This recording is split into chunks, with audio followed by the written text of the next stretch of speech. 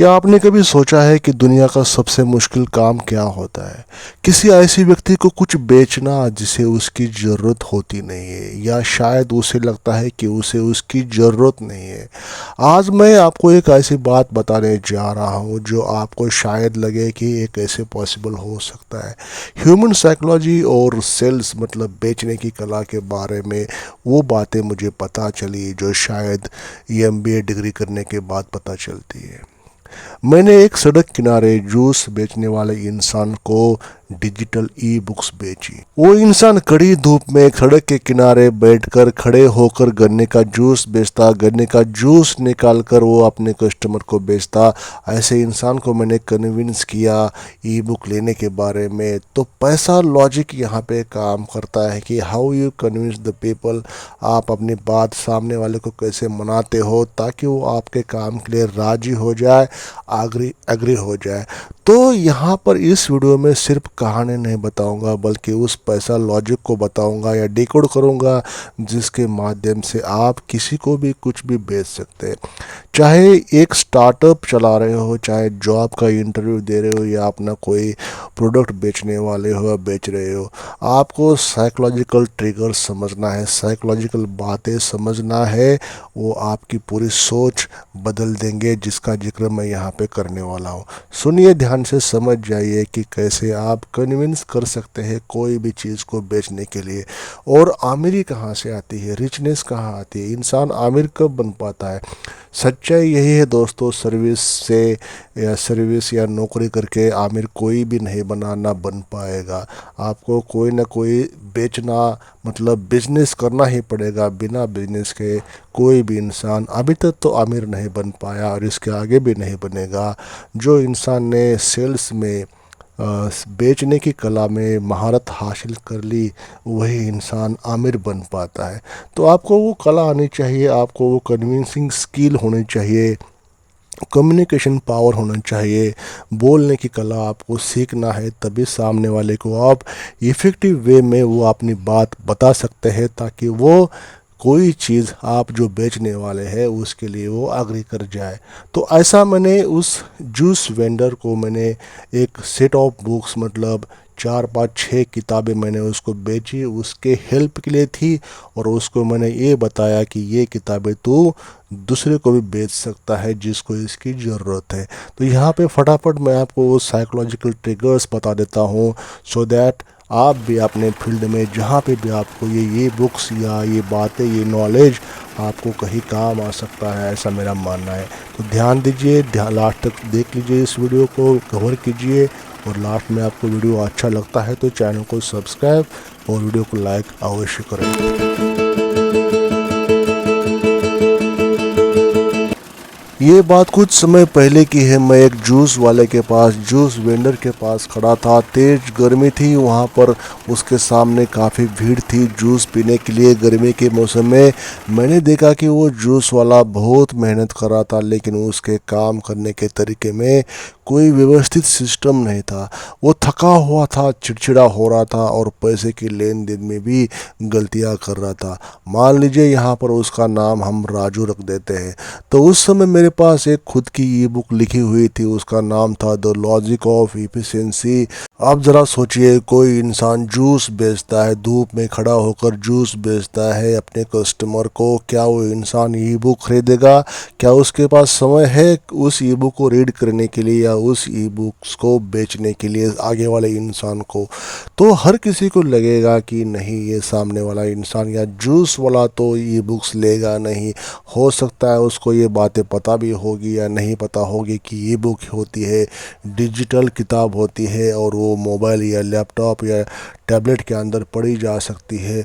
ऐसा हर किसी को नॉलेज होगा ये कोई ज़रूरी नहीं है। तो लॉजिक यहाँ पे ये है कि हर कोई हो सकता है मना करेगा, लेकिन सेल्स लॉजिक जो बेचने वाला इंसान होता है, सेल्स लॉजिक जो होता है, सेल्स लॉजिक कहता है यहाँ पे हाँ वो किताब ले सकता है अगर आप सही समस्या को पहचान ले और उस सही समस्या को किसी से रिलेट किया जाए तो डेफिनेटली वो किताब आपसे खरीदेगा ज़रूर।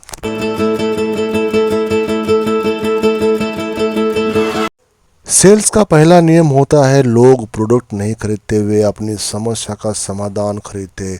मैंने राजू को सीधे ई बुक के बारे में नहीं बताया, मैंने उसे ये समझाया कि उसका लगभग 20% समय बेकार के कामों में व्यर्थ हो रहा है। मैंने उससे बातचीत शुरू की और उससे ये पूछा कि अगर एक साथ बहुत ज़्यादा कस्टमर आ जाए तो तुम कैसे अपने आप को मैनेज करते हो सकता है अगर ज़्यादा कस्टमर आ जाए तो वो कुछ कस्टमर्स बिना जूस पिए ही जाते होंगे, और जूस जब तुम बेचते हो तो जूस बेचते बेचते मतलब दिन भर जितने भी जूस बेचते हो तो क्या ये जूस बेचने से तुम सेटिस्फाई हो, मतलब तेरी जो अर्निंग है, तुम्हारी जो अर्निंग है, तो वो जो अर्निंग होती है दिन के आखिर में क्या तुम उससे सेटिस्फाई हो। तो उसने कुछ ऐसा जवाब दिया कि यस सर, सेटिस्फाई होने की बात नहीं है, जो जूस बेचता हूँ उससे जो अर्निंग होती है उससे बहुत कुछ नहीं तो सब कुछ तो हो जाता है, लेकिन ओवरऑल वो सेटिस्फाई नहीं है उस अर्निंग से। साथ ही साथ उसको एक कुछ ऐसा ज़रिया चाहिए था, उसको ऐसा कुछ एक मीडियम चाहिए था, उसका टाइम भी बचे, वो कुछ अपने आगे का प्रोग्रेस भी करे और उसको अच्छी खासी अर्निंग भी हो जाए। तो इसी डिस्कशन में मैंने उसको एक ई बुक का ज़रिया बता दिया, ई बुक के बारे में बता दिया, और जैसे जैसे मतलब उसको ई बुक के बारे में बताते चला गया तो उसकी जो जिज्ञासा थी, उसकी जो क्यूरियोसिटी थी वो बढ़ती चली गई उस ई बुक के बारे में। मैंने उसको समझाया कि देखो तुम ये काम करते करते तुम ई बुक्स भी बेचना शुरू कर सकते हो, ई बुक्स भी बना सकते हो थोड़ी सी पढ़ाई करने के बाद।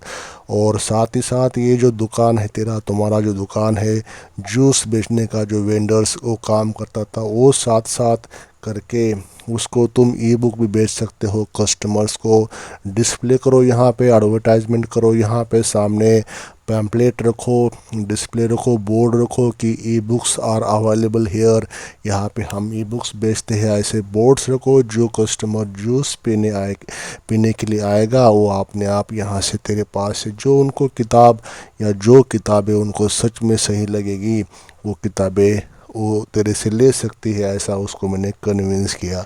तो जैसे ही मैंने राजू को ये बात बताई तो राजू आखिर में अग्री हो गया और उसने मेरे से 6 किताबें, 6 ई बुक्स खरीदी कर ली, बाय कर ली उसने, और वो कन्विंस हो गया। तो कहने की बात यहाँ पे है कि उस इंसान को ऐसे ही कन्विंस करना चाहिए, मतलब सबसे मुश्किल काम होता है ये दुनिया का कि कोई इंसान को वो चीज़ बेचना जिसको उसकी ज़रूरत ही नहीं होती है। यहाँ पर दूसरा महत्वपूर्ण सबक है इंफॉर्मेशन असाइमेट्री। उसे वो जानकारी पता होनी चाहिए जो उसे पहले नहीं पता और जो केवल आपके पास उपलब्ध है। मैंने उसे समझाया कि बड़े बड़े आउटलेट्स कैसे सिस्टम का उपयोग करते हैं जिससे दुकान मालिक के बिना भी सुचारू रूप से काम मतलब सुचारू रूप से चलता रहता है। जैसे मैंने उससे पैसिव इनकम और सिस्टम बिल्डिंग के बारे में बात की तो उसकी आंखों में एक अलग सी चमक दिखाई दी, एक स्पार्क सा जनरेट हुआ, एक इंथुजियाज्म, क्यूरियोसिटी जनरेट हुई। उसे ऐसा महसूस हुआ कि मेरे पास कुछ ऐसी गुप्त जानकारी है जो उसकी ज़िंदगी को बदल सकती है। हमेशा याद रखिए, लोग उस चीज़ को अधिक महत्व देते हैं जो उन्हें दूसरों से आगे बढ़ा सकती है। तीसरा महत्वपूर्ण सबक फोमो। फोमो मतलब फियर ऑफ मिसिंग आउट। मैंने उसे बताया कि उसके पास वाले चौराहे पर जो नई दुकान खुली है वो बहुत तेज़ी से आगे बढ़ रही है क्योंकि वो डिजिटल टूल्स का इस्तेमाल करता है, यूज़ करता है उसके बेनिफिट के लिए। इंसान पाने की खुशी से ज़्यादा खोने के डर से इंस्पायर होता है। लॉस ऑफ अवर्जन कहते हैं इसे। जब उसे ये महसूस हुआ कि वो पीछे छूट रहा है या फिर पीछे छूट जाएगा तो उसकी दिलचस्पी और बढ़ गई है। अब वो खुद मुझसे पूछने लगा कि साहब मुझे क्या करना चाहिए। अब समय था क्लोजिंग का। मैंने अपना फ़ोन निकाला और अपनी ई बुक्स का जो सेट था, मतलब जितने भी ई बुक्स थी उसको मैंने दिखाई। मैंने कहा इसमें ऐसे 10 तरीके हैं, किसी में 20 तरीके, किसी में 5 तरीके हैं, जो तेरे को चाहिए इसमें से चूज़ कर ले। हर किताब का अलग वैल्यू है, हर किताब में अलग अलग तरीके हैं। तो जो तेरे को चाहिए उसमें से देख ले, जिनमें आप अपनी दुकान को एक ब्रांड में बदल सकते हो। इसकी कीमत केवल 200 रुपये है, यानी आपके लगभग 4 ग्लास, 4 जूस के ग्लास के बराबर। लेकिन ये आपको हर महीने 400 ग्लास जूस के बराबर अतिरिक्त मुनाफा दिला सकता है, जो तूने एक्चुअल जूस का जो काम है वो जूस के ग्लास बेचते बेचते ये किताबें भी तेरी बिक जाएगी। ऐसा मैंने उसको कन्विंस किया। यहाँ मैंने क्या किया, मैंने कीमत को रीफ्रेमिंग किया। यहाँ पे मैंने उसको सीधा प्राइस नहीं बताया, उसको मैंने ये कहा कि तेरे जूस के ग्लास के बराबर है, मतलब 4 जूस के ग्लास के बराबर इसकी कीमत है 200 रुपये। उसे अधिक लग सकते थे, लेकिन 4 ग्लास जूस उसे बहुत कम लगे। इसे ही रिलेटिव वैल्यू कहा जाता है। तो दोस्तों, राजू ने कुछ समय सोचा और फिर उसने मुझे 200 इंटू 6 किताबें, उसने अलग अलग सेक्टर्स में, अलग अलग फील्ड्स में जो थी उसके कंसर्न, उसने 6 किताबें मुझसे ली। मुझे 1200 रुपये पेमेंट किया, नगद दिए। मैंने वही उसका ईमेल आईडी ले लिया जो उसे बड़ी मुश्किल से याद आया, और उसे ई बुक मैंने भेज दिया। एक डिजिटल प्रोडक्ट एक भौतिक दुनिया के व्यक्ति तक पहुंच गया। तो कहने की बात है, इस पूरी कहानी से हमें क्या सीख मिलती है, आपको क्या सीख मिलती है, इस पर ज़रूर सोचिएगा कभी अकेले में बैठ के। ग्राहक की समस्या को उसकी नज़र से समझो, अपने प्रोडक्ट को ग्राहक की दुनिया के अनुसार प्रस्तुत करो। जूस की कीमत बना वर्शोज ई बुक, और जब अवसर सही हो तभी निर्णय लो और कार्य करो। दोस्तों, सेल्स कोई चालाकी नहीं है, बेचना कोई चालाकी नहीं है, ये शुद्ध लॉजिक और मनोविज्ञान का खेल है। यदि आप किसी की समस्या का समाधान कर सकते हैं तो दुनिया का कोई भी व्यक्ति आपको पैसे देने के लिए तैयार हो सकता है। तो दोस्तों, अगली बार जब आप कुछ बेचने के लिए जाए तो याद रखें, आप केवल एक ई बुक नहीं बेच रहे, बल्कि एक बेहतर भविष्य का सपना बेच रहे हैं। तो दोस्तों, इस वीडियो को शेयर करें, लाइक करें, चैनल को सब्सक्राइब नहीं किया है तो सब्सक्राइब करके हमें अपना प्यार ज़रूर शेयर करें।